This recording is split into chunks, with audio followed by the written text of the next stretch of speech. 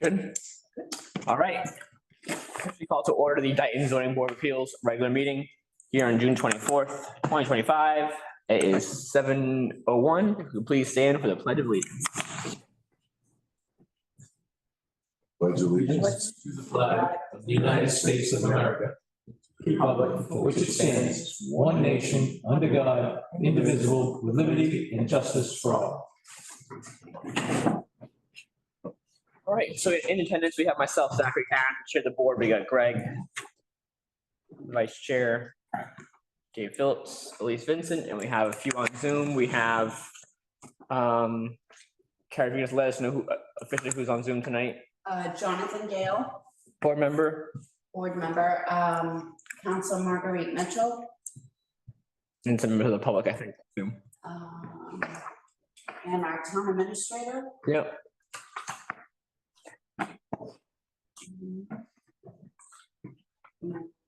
Then we have two residents, Lisa Paquette and Tom Krinsky. Sounds good. All right. The first thing we'll be doing is to confirm our next meeting date, which would be Tuesday, July 22nd, 2025. Any conflicts, guys? You guys shall be around for that, or? I'm good. I believe I'm good Okay. at the moment. I'm good. First item on the agenda Okay, today. that I will not be available for that meeting. Okay. So to review, discuss, and act, Westerly Side, Stonegate Landing LLC, Westerly Side of Somerset Ave, map 9, status update of phase 1. As you can see with our packet, there's been a lot of correspondence, for which we have our attorney and we have Ralph, the town administrator, on today to basically discuss what's next and how to pursue going forward with this. Marguerite, if you want to catch us up on what transpired, you may. Because the applicant is not applicant, sorry. Fedorov is not here tonight, so Sure. So my understanding is that Carrie has done a very nice job on behalf of the board since your last meeting to send multiple correspondence and reminders to Mr. Fedorov, consistent with your request as well, to both by certified mail and by email, to both let him know that there's an outstanding imbalance of monies owed, including the stop payment monies that were issued for $5,000 of payments that he had last made to the zoning board, as well as additional balances owed on invoices that have been sent to the town. And also to let him know that the board wanted him to come before it, as he had indicated he would do, to address, the various open questions that you've been asking him to address. Carrie sent a follow-up reminder this week, and today Mr. Fedorov sent an email, a copy of which you have in your packet. You're certainly welcome to read that if you want, Mr. Chairman, into the record. But essentially that email indicated that he felt that the board was always informing him that he needed to pay additional monies in order to attend zoning board meetings, and he did not feel that he was making any progress anywhere with regard to his discussions with the zoning board, and he would not be appearing. I don't believe Carrie's emails to him had indicated that he needed to bring money to the meeting. I think it indicated that he needed to make payments because these payments were owed, but right. That was Mr. Fedorov's statement. Carrie did provide that information to the town and to the board members and to myself.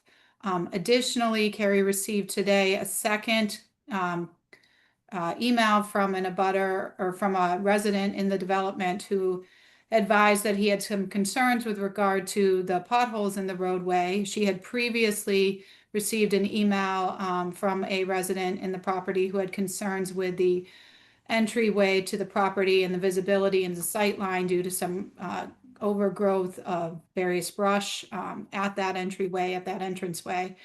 And so she had asked Tom Ferry, the highway superintendent, to go out and inspect the property today, which he did do. He provided a report to the board as well, which again, you can read into the record. Yep. If you want, I believe Carrie may be planning to do that. Yes. Yeah, And Carrie, And then Carrie, at my suggestion, replied to Mr. Fedorov and informed him that there were a few inconsistencies in the email he had sent from his previous representations to the board, including the fact that he had, in a prior email in the same chain, indicated that he would be attending tonight. And also that he now is indicating that Jeff Tardanico should not be copied. He's only a friend of Mr. Fedorov's, which was contrary to what he had previously informed the board. Very much about so, yeah. Mr. Tardanico's involvement. And then she also indicated to the board that the matter would remain on the agenda tonight for discussion by the board, that the board would be discussing what potential alternatives or options it could take at this time, including but not limited to notifying all permitting entities in the town that the board is requesting that it cease and desist from the issuance of any further permits until such time as Mr. Fedorov reinstates his communication with the board. And that she wanted Mr. Fedorov to be aware of that. And she also provided a copy of the 2 complaints from the residents in the property, as well as Mr. Ferry's report to the developer, because again, the protocol and the practice of the board, whenever it receives any resident complaint in any of its 40B cases, is to notify the developer of that complaint with the hopes and expectation that the developer will address the complaint on his own and simply report back to the board what the outcome of that work has been. So there's no reason not to continue that practice, although there are additionally some other options the board could talk about tonight. Yes, so I think first thing I want to do is address the resident complaints. So if we could read Tom's latest message into the minutes and then go from there. So, Guys, just so you know, we do not have this in our packet because he sent this afterwards. yeah. So Tom Ferry sent an email today, Tuesday, June 24th. He states, good afternoon, please be advised I have traveled Stonegate Landing and can advise,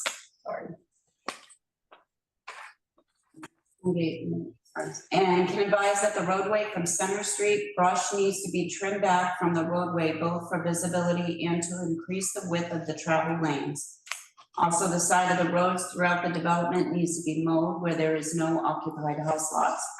As for where the house lots are, the residents are mowing in those areas. This mowing is important to expose the fire hydrants better and not to impede in any way the ability for the fire department to locate them if needed. There is still a pothole repairs that need to be attended to. Those holes could grow in size quickly with the wrong weather event, and currently they do pose a safety threat to vehicles and pedestrians.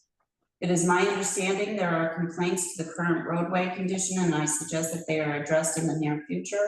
There are other outstanding conditions that should be addressed also. Final paving, sewer infrastructure, standby generator for pump house, but these mentioned in the above paragraph should be addressed now.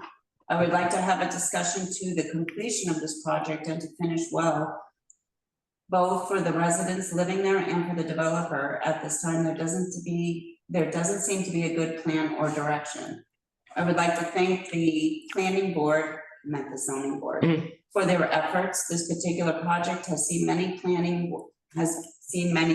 board members come and go. I look forward to seeing this project move forward to completion. Tom Ferry, Highway Superintendent. So what can we do to get those fixed? I mean, I assume kind of needs to be said that anything that was done will be paid for by the town. It seems like I don't think we're going to get any money from the developer to fix anything. What do you think we should do, Marguerite? I mean, we can't leave these things unfixed. So at this stage, I think that Mr. Ferry does need to at least send an outreach to Mr. Fedorov and Mr. Tardanico to try to set up a meeting. I think that you have to at least make that attempt. Okay. If he is not able to successfully set up a meeting within the next week or so, then I think that the town has the authority legally to go out and make the repairs that are necessary to address the safety concerns Okay. As to some of the broader repairs, there perhaps may be a different plan that Mr. Ferry wants to recommend or think about doing. That's something that he could certainly propose to the board, or he could propose to the Board of Selectmen and or the town administrator. It may involve some additional work by the town engineer, although there is a pretty recent report by the town's engineer as to what Yeah. needs to be done to finish the roadway. Yeah. That's something that could certainly be explored later, but the more immediate safety concerns, I think that the town absolutely has the authority legally to go out and repair and then to invoice the developer and lien the property if Okay. he doesn't pay for it. Carrie, can we get that going then?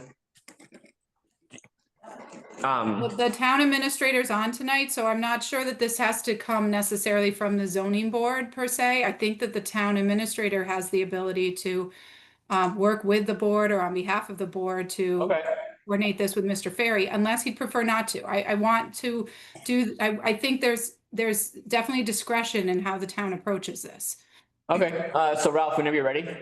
Yeah, thank you. I think I appreciate you having me on. And this is exactly what I was looking for.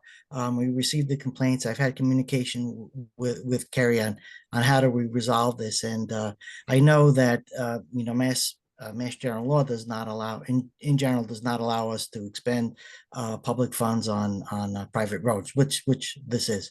But in the case of emergency circumstances, so I know we have a bylaw which refers to snow removal.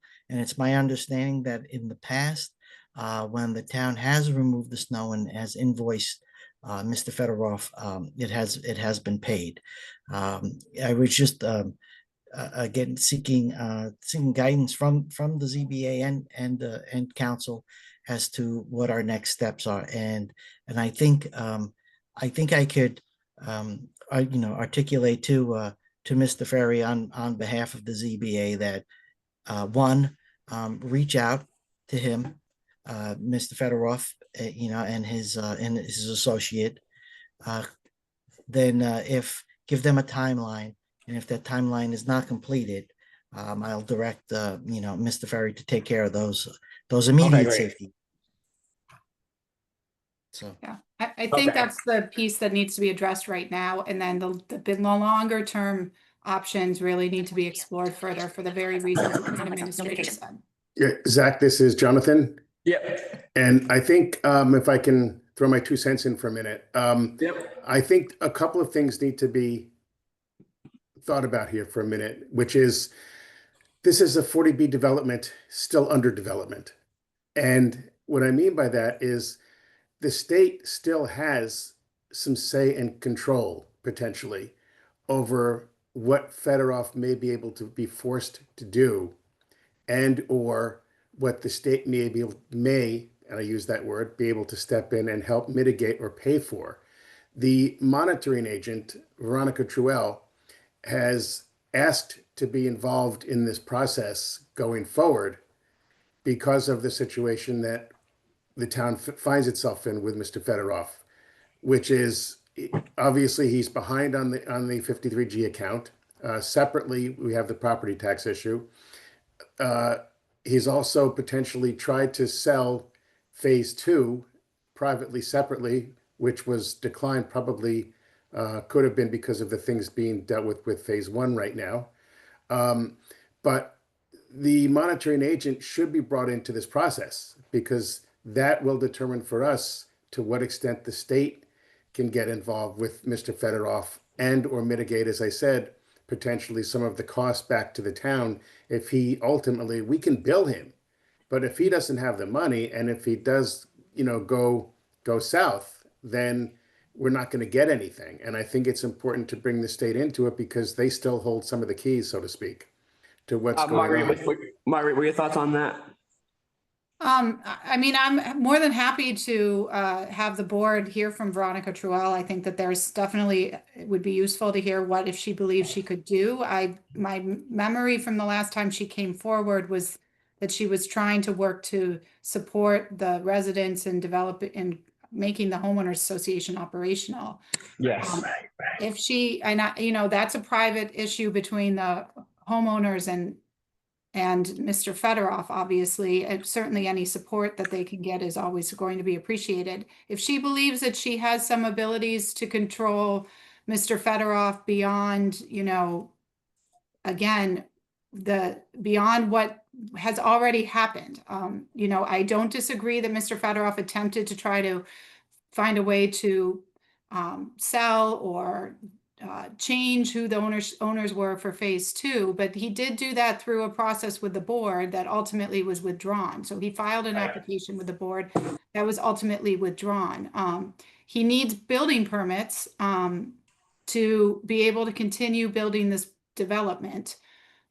He also, the risk is that he doesn't decide to pursue obtaining those building permits, and there may just, the town may just simply need to be leaning the property and waiting for that work to be done, at somebody else to come around to pick it up.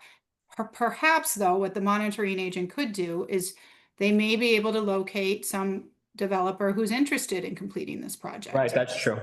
And that might be a very, very helpful thing to have the town, hear about.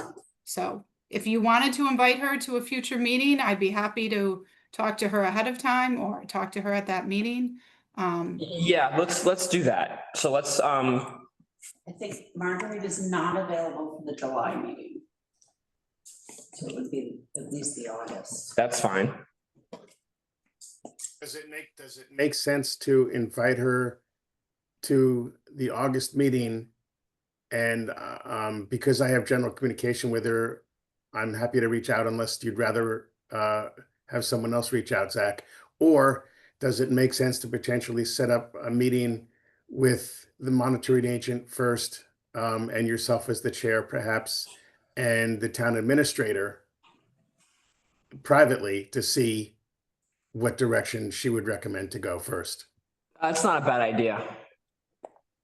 With just myself, Ralph, and maybe Marguerite and Veronica first. Yeah. If you want, I can reach out and CC you all, and then I can drop off of it.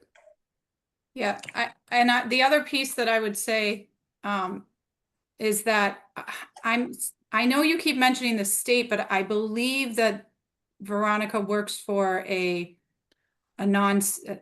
state agency, maybe a contracted state agency, but it's not the state directly. No, So I understand that. She Yeah. does, but she specifically is the one who talked to and mentioned about bringing DCHD into it Mhm. to see what they would be able to do as her. That's who she would be going to on Sure. behalf of the town. Yeah. Ralph, would you be okay with that? If me, you, Marguerite, and Veronica were to meet beforehand? Yeah, absolutely. Okay, so I guess, I guess if I ask to the board before, it seems like we're heading towards resolution or finishing this up. I just want to be sure and clear on the interim actions, especially since we received the complaints from the residents there, and it is Yeah. becoming a safety issue. So I want to be able to direct. I think what we had previously explained, have Mr. Ferry reach out and give a definite short timeline. If that can't be done, we as a town could take action and then invoice Mr. Fedorov and his associate. If the board is okay with that and council thinks that's the proper course of action, I will direct Tom to do that on behalf of the board. if we can do that as soon as possible, like as soon as tomorrow, if possible, when it comes to the residents and their safety concern, that's my number one priority. So if we can get that done as soon as possible. Clarify what, Tom, Absolutely. can we clarify what the highway department would be doing? Because it sounds like in his recommendation, the potholes are not the immediate, but it's all of the cutting and the growth that's the immediate. I think those two things were the potholes and the growth. And fire hydrant. Fire hydrant clearing. Fire Yes, that's what I meant, that as part of the growth. Yes. I believe the safety concerns he noted in his email included the growth, the roadway visibility at the entranceway Right. on Center Street, And then also the mowing of the grass on the lots that haven't been developed and around the fire hydrants, and then some pothole repairs that he believes pose a safety threat.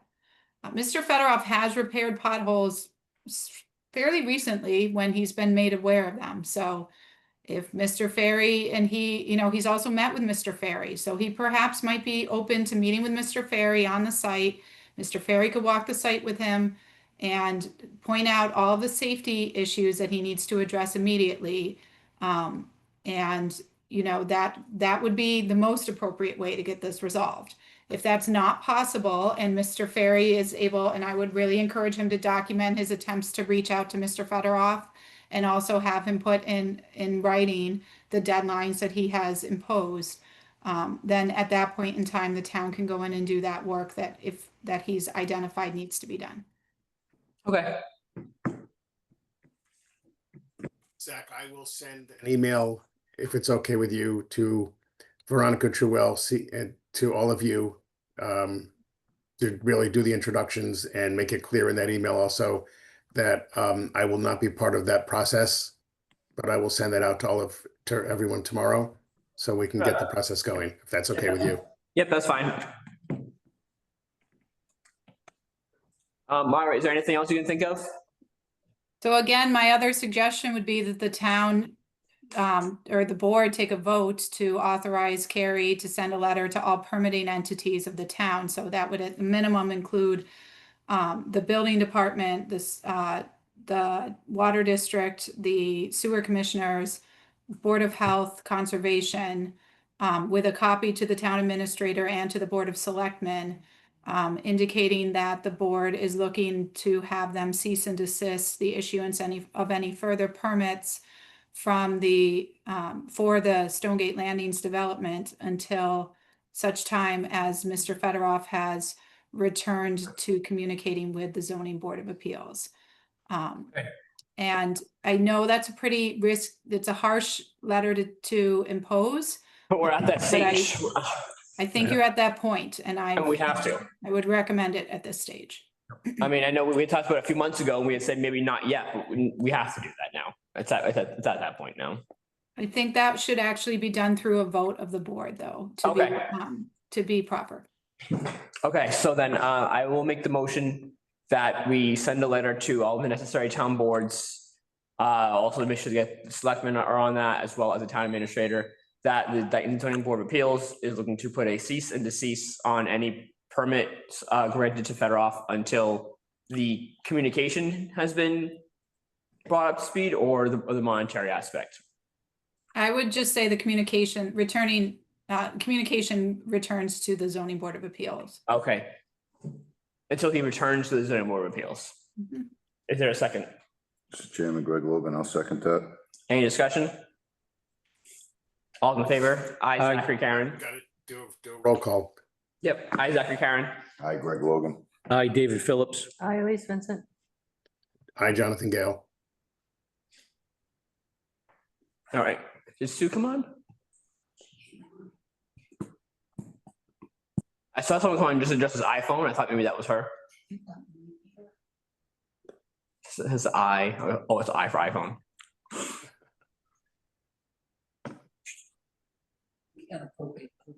What? We have appropriate votes. Okay, so that's all set then. All right, anything else, Marguerite? The last thing I would suggest is that you do have a standing meeting, the standing agenda item for Stonegate Landings. It may be that you don't have more information to report, but that you have a standing agenda item for Stonegate Landings in case Mr. Okay. Fedorov does decide to return in light of this cease and desist letter that you've just authorized. Okay.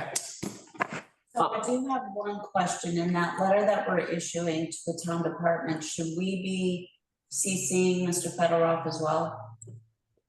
So that he's aware? Yes, absolutely. He should get a copy of that. And you may want to indicate in there that the Zoning Board of Appeals will maintain a standing agenda item for Stonegate Landings at every meeting should Mr. Fedorov decide to return and communicate with the zoning board.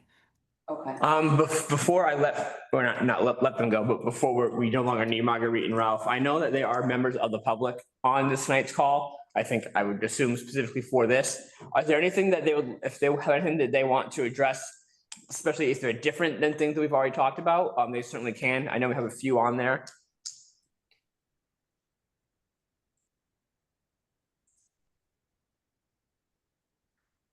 So I know I saw Elisa, I know who Lisa is. I saw Tom, and I saw a couple just under iPhone. Obviously, Tom and Lisa, if you don't have anything, that's more than fine, but is there anything else you'd like to add? You can certainly do so. I'm just tuning in, so thank you. No problem. I can update you in that they finally came and created the swale, which Okay. became quite a moat and a scar on my land. So I am hiring someone that's gonna come tomorrow to fix the problem with French drains. Good, okay. Well, I mean, not good, but I mean, at least like it's, Right, I'm taking care of myself because they're not gonna take care of me. doesn't sound like it at this point. I know, we tried to put best that we could do in our end, but yeah, obviously, the way this has been handled on him is an embarrassment, but hopefully we're nearing the steps as the point that the town can finally start doing things about it, so. Mhm. All right, so there were. Zach, Yes. Zach, this is Susan Pritchard. Hi, I couldn't unmute my phone, That's fine, you're good. but I obviously heard everything that was said, and I am in agreement with that letter. Unfortunately, it's come to that. Okay, so just for the record, that you were an aye, you were a yes on that vote, correct? Yes, yes. Okay, thank you. Mhm. Any more members of the public that have anything they want to say? I don't think so at this point. I think that was just. Okay, so I guess Marguerite and Ralph, I guess we're all set. I think Marguerite wanted to talk about the meeting minutes relative to the 233R. Oh, okay, She's suggesting a couple revisions okay, to the minutes before you approve them tonight. okay, so but we're all set with Stonegate at this point? Okay. Thank So you. Ralph. Oh, I'll just sign. Yes, go ahead. I'm sorry. No, go ahead, you're good. No, go ahead. Oh, okay. We're good then. All right, thanks, Tom. I mean, Ralph. So just let me know about Tom and your commission with him if you can. Well, yeah, we'll do, Zach. All right, thank you. You're welcome, sir. Who's gonna be the point person that I should have Veronica reach out to? Should I have her reach out to? Carrie. Okay, very good. I'll get that out tomorrow. Thank you. All right. So members of the public that are here for Stonegate, we're all set talking about that topic. Feel free to stay on if you want to, but just wanted to let you know that we're wrapping up our discussions with Stonegate tonight. Marguerite, so what about 233R? What were your comments on the minutes? There were a few points of revision to those minutes. I sent Carrie some specific language relating to one of the paragraphs. Okay. And then additionally, I'm just trying to pull the minutes up right now. Give me a moment. The voters listed for that. So even though the beginning of the minutes indicates that the voting members were Zach, Jonathan, and Elise, the vote itself, the record of the vote somehow lists Zach Gregory and David Phillips. So I think you need to amend that. Yeah. And then the other paragraph that there were some slight modifications to had to do with the paragraph at the bottom of page 2 of 5. So I sent Carrie some revised language. I believe Carrie, if you want to, do you have that, or I can pull up my email? I'm pulling it up now. Okay. I think that if you are comfortable with those revisions, then you could probably take a motion to approve the minutes as revised with the revisions suggested by Attorney Mitchell. Okay. Want me to read that? Okay, so for suggested revisions to the May minutes for the public hearing on case 01-25233 R Summer Street, highlighted additions and strikeout deletions. So I will read the highlighted for the revision. Okay. If that makes sense. The board expressed concerns about the self-created hardship and the property's history of denial. Attorney Mitchell noted that the lot's legal status, pre-existing non-conforming, changed when it was held in common ownership with an abutting property and then recreated when it received endorsement from the planning board to subdivide the land without needing approval under subdivision control law in accordance with Mass General Law, Chapter 41, Section 81P. However, the subsequent subdivision did not create the parcel as a buildable lot and amounted to a self-created hardship.